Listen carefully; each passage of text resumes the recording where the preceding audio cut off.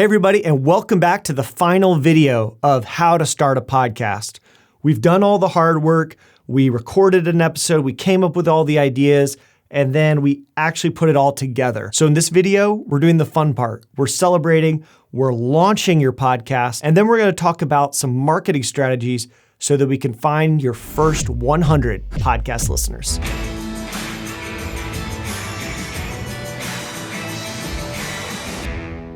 All right, now that you have a few episodes finished, it's time to decide how you're going to launch your podcast. There are two different ways to do this. I call them the grand opening or the soft open.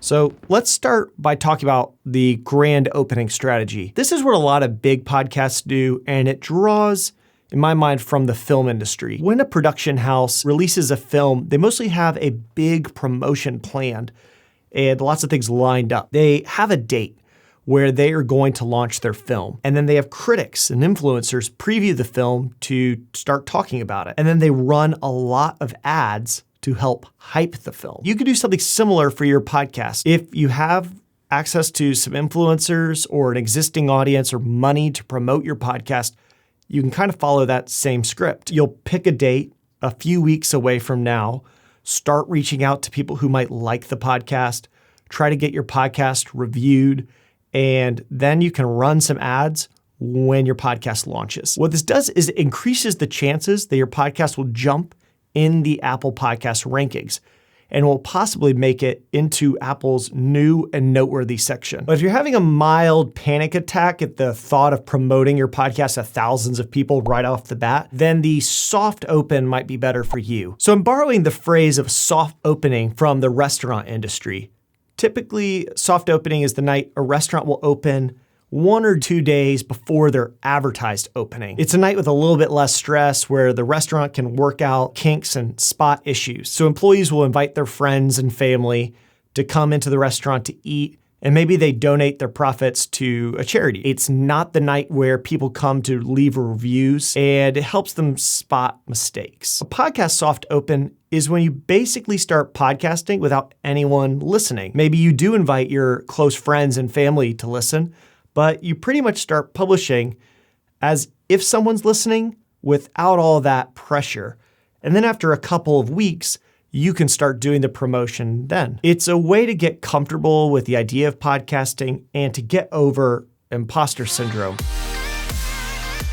I'm sure most of you have heard of imposter syndrome, but it's a good thing to talk about, especially in the context of podcasting. Imposter syndrome is when you feel like you don't belong somewhere. Maybe you feel like you're in over your head or everybody else kind of knows that you're not really doing a good job and it's really just a matter of time until you're exposed as a fraud. Maybe you're feeling a bit of that right now. You can kind of tell if you're saying things like, well, why am I even starting a podcast? Or wouldn't somebody else be better doing this anyway? Or I'm kind of just going to look like an idiot when I publish this thing. Or maybe, well, there's 2 other podcasts with kind of similar ideas.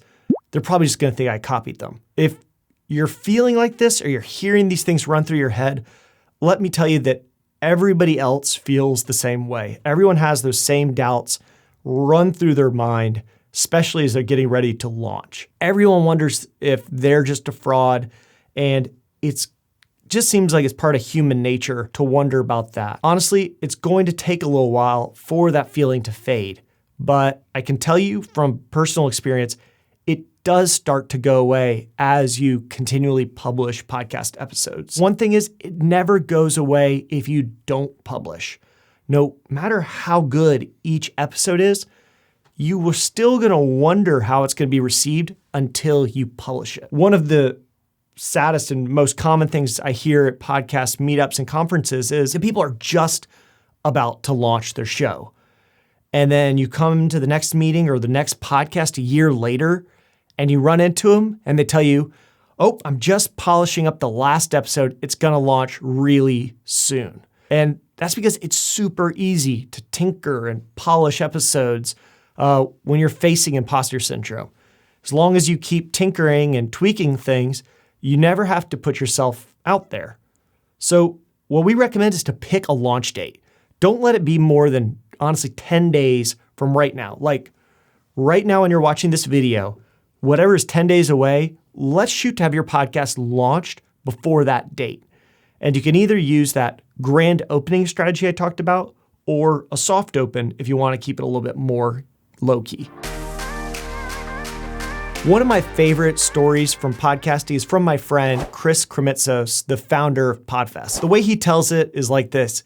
He'd spent 3 weeks preparing for an in-person conference and was really excited when he had 50 people show up. They did the whole night, and Chris felt like it was a big success. After the event, he was talking to a friend about his friend's podcast, and the friend complained that he was going to have to shut it down. I'm not really getting any traction, he said. No one's listening. So Chris asked him, well, how many downloads are you getting? How many people are listening? I don't know. Maybe about 300 is what his friend said. And Chris was kind of taken aback. He's like, 300? So you're telling me you're doing 2 hours of work each week and 300 people are listening to everything you say? Because that shocks me because I spent 3 weeks preparing for 50 people to listen to me. And I felt like that was a success. The reason I love that story is because it highlights the importance of remembering your downloads are actual people. Chris's friend was bummed because he was comparing his show's numbers to the millions of downloads that shows like NPR gets for their podcasts. But Chris was thinking about what it would look like if he got 300 people into the same room. So that's what I want you to think about when you're launching your podcast. Do your best to remember that these are real people who are listening to your podcast and are excited to hear what you have to say. Honestly, the average podcast only gets a bit over 100 listeners. And so if you get over 100 listens per episode, you're already doing about as well as half of all podcasters. So when you're launching your podcast, you probably don't have a community that's waiting for your podcast. So we're going to need to leverage some existing communities to help jumpstart your podcast growth. This means finding groups of people who would be interested in your podcast and then telling them about your podcast. Remember, when we're doing this, we need to make sure we're adding value to the communities we're engaging with. You don't want to just spam links on the web. People are going to get really turned off to that, and they're not going to engage with your content. So you need to honestly engage with these communities and offer your podcast as a solution to their problems. As long as you're helping them, they will be interested in listening to your podcast. So let's run through 6 marketing tactics that I believe have the best chance to drive listeners to a brand new podcast. The first is share your podcast with friends and family. If your podcast would be interesting to some of your personal friends and family, make sure you share it with them directly. That means one by one asking them, hey, would you be willing to give me some feedback on my episode? Let me know what you think. Maybe ask for reviews on Apple Podcasts or for them to share your podcast. This may seem tedious, but it's a great way to get your first 5 to 10 listeners. Next, you want to post episodes on social media. Now, this doesn't mean send one post on Facebook. I want you to start sharing good content on your social channels. So create a visual soundbite for Facebook and Instagram. Maybe boost some tweets and share your content on LinkedIn. You probably have friends on these platforms that would be interested in what you're doing, and it's a great way to let them know about your podcast. If you do this right by sharing engaging clips and not by spamming all your friends, it's a good opportunity to pick up another 10 to 20 podcast listeners during your first few episodes. The third tactic is to contact relevant Facebook group admins. So this one is really important that you remember to add value. There's lots of really cool groups on Facebook, and there's likely some that are built around what your podcast is about. So if you've got a podcast about coffee, then you can find a coffee-related podcast group. You should join these groups and then ask the admin's permission to share your podcast. Now, please don't just go into the group expecting to be able to spam your podcast and that everyone will listen to it. You need to ask permission so that you don't get booted from the group immediately. And if you're lucky, the admin may even offer to listen to your podcast or share it themselves, which will help give you a bit more credibility in the group. Tactic 4 is to post on Reddit and Quora as an answer. So go to Quora and Reddit and search for people asking questions about your podcast subject matter. You want to find relevant questions that are recent that you can answer. Then post the answer to that question in full. Don't create a teaser that makes people leave the page to get your answer. But at the end of your answer, mention, we discussed this more fully in my podcast, blank, the name of your podcast. And then you can link to your podcast. That way the answer is online and it can lead people to your podcast for years. Try to post one or maybe two of these answers on each episode. The other place besides Quora to do this is on Reddit, but I definitely want to warn you, on Reddit, you need to be much more focused on providing value. If you just spam your content to Reddit, they will eat you alive and they'll make you wish you never shared your podcast. So make sure you're actually helping people, you're answering your question, and then you're giving them the opportunity to listen to your podcast. Tip number 5 is to contact relevant blogs. In this tactic, we're trying to find an established blog that already has a following in your space. So reach out to the owner of the blog and see if they'd be interested in partnering with you. You can promote them on your podcast, maybe have the blog's owner on as a guest, and they can share your podcast on the blog. I've seen this really work for a podcast I like called First Mondays. It's a podcast about the Supreme Court, and they partnered with the top blog in the space called SCOTUS Blog. SCOTUS Blog does reviews of every Supreme Court decision that comes out. And so now they put out a blog post for every episode of First Mondays on their blog. And then in First Mondays, they promote resources that are on SCOTUS Blog.